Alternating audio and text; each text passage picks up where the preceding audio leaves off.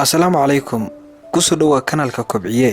Waa ku faraxsanahay inaad nagu xiran tahay oo aad had iyo jeer la socoto xogaha aan halkan ku soo gudbino.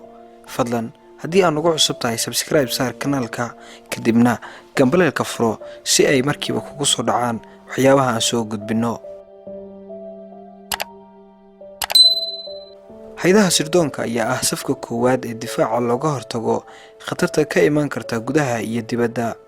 Waxaa loo xilsaaray inay soo ururiyaan xogo laga helayo qaabab kala duwan oo basaasnimo ah. Waxa kale oo ay dawladda kala taliyaan arrimaha amniga qaranka, faafinta macluumaadka been abuurka ah, iyo marka la eego hay'adaha qaar oo xitaa iyaga fuliya dilal qorsheysan. Laakiin qaar ka mid ah hay'adaha sirdoonka ayaa ka wanaagsan kuwa kale ee caalamka ka jira. Hay'adahani waxa ay ku xirnaan doonaan go'aanada guud iyo waxqabashada dhibaatooyinka si dhaqso ah. Ku dhawaad dhammaan wakaaladaha sirdoonka ee aan xogta ku hayno waxa ay badanaa la tacaamulaan hanjabaadaha dibadda. Marka ha filan in aad aragto wakaalad sida hay'adaha amniga qaranka ee NASA ee dalka Mareykanka iyo sidoo kale hay'adda amniga federaalka ee FSB ee dalka Russia, qaab caynkaas oo kale ah kuwa u shaqeeya.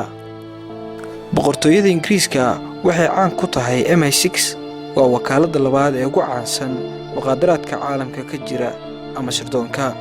Dhammaan hay'adaha kale ee liiska ku jira, MI6 waxa ay ugu horreyntii wax ka qabataa arrimaha dibadda iyagoo arrimaha gudaha uga tagta MI5.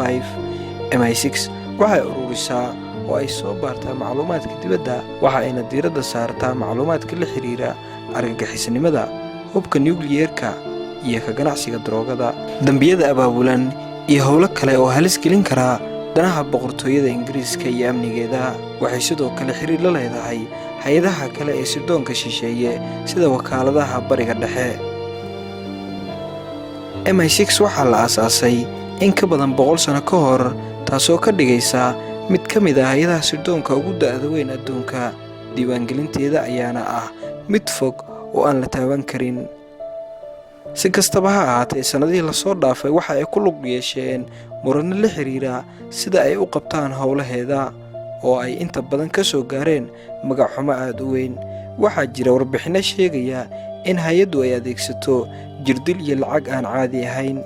Awoodahan ayaa ka dhigaya mid dunida hormartay sare u qaadaya iyadoo loo isticmaalo ujeedooyin kala fog sida cabsi gelinta iyo been abuurada sumcadaha lagu siinayo dalalka ku horumaray sirdoonka ama basaasnimada.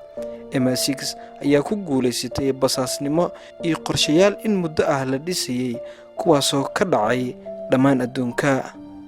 Mahadsanid. Haddii aad ka heshay muuqaaladeena, fadlan subscribe saar channelkeena si dhowna inoola soco.